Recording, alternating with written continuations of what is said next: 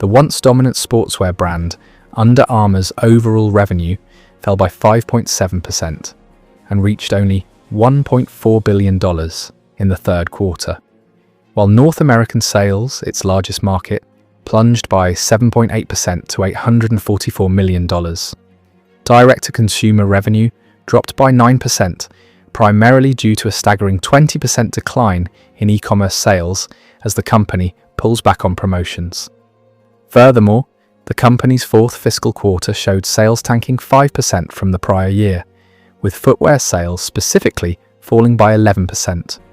Perhaps most concerning, Under Armour's stock has plummeted an astonishing 88% from its all-time high in 2015.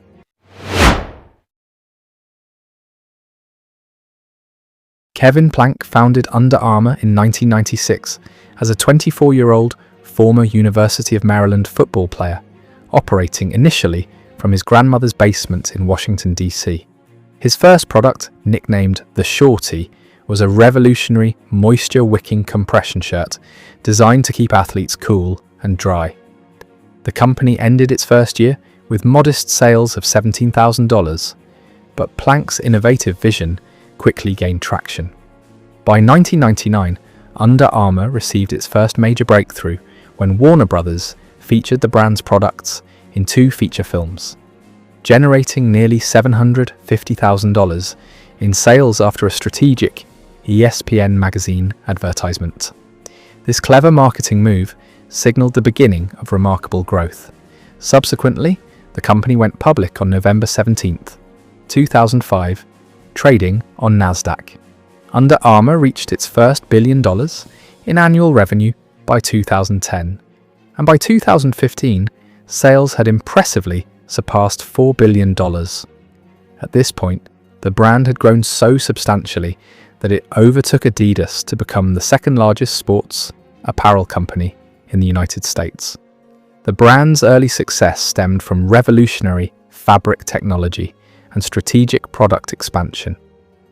After the initial success of Heat Gear, Under Armour introduced Cold Gear fabric in 1997, designed for cold conditions, followed by all-season gear for moderate temperatures. This product trilogy established Under Armour's identity as a performance-first brand. Initially focused on compression shirts and performance apparel, it ventured into footwear in 2006, which quickly became its fastest-growing category, and expanded into women's apparel with campaigns featuring figures like ballerina Misty Copeland. Additionally, the company made bold moves into digital health, acquiring MapMyFitness for $150 million in 2013, followed by Endomondo and MyFitnessPal for a combined $560 million by 2015. These acquisitions positioned Under Armour as the world's largest digital fitness community.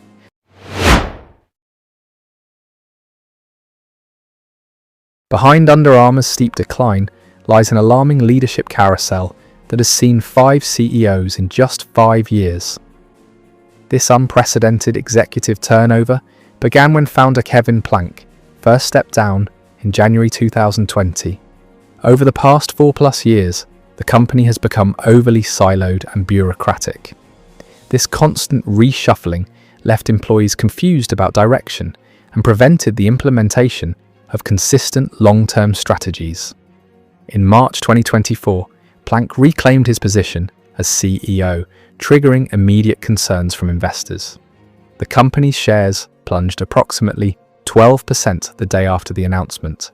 Still controlling 65% of voting shares, Plank's return signaled his unwillingness to relinquish control over the company he founded.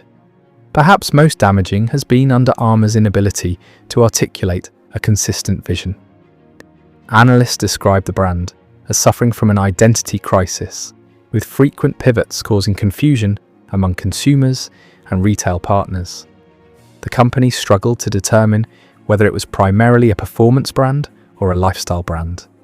This strategic uncertainty, coupled with persistent leadership changes, ultimately hindered Under Armour's ability to respond cohesively to market trends and evolving consumer preferences.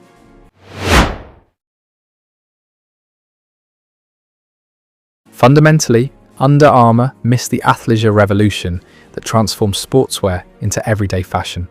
As consumers increasingly wore athletic apparel in casual settings, Under Armour stubbornly doubled down on performance, despite it being perceived as a market weakness. This scattergun approach left consumers puzzled about the brand's positioning.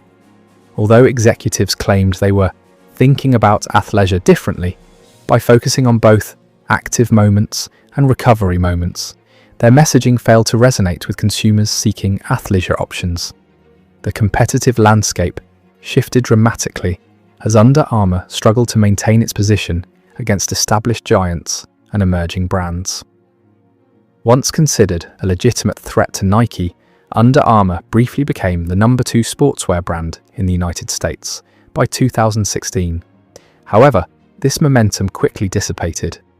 Meanwhile, Lululemon surged from a yoga niche to become a $27.4 billion athletic wear force, second only to Nike in North American market cap. Simultaneously, upstart shoe brands like On Running, Hoka and Brooks gained significant market share with double-digit growth.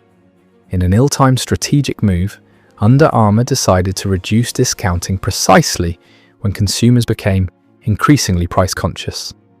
This decision led to a 25% drop in e-commerce revenue for fiscal Q1 2025 and an 11% decline in direct-to-consumer sales for fiscal Q4 2025. So I hope you guys enjoy this video. Leave your thoughts in the comments section below. Hit the subscribe button and like this video for more such content.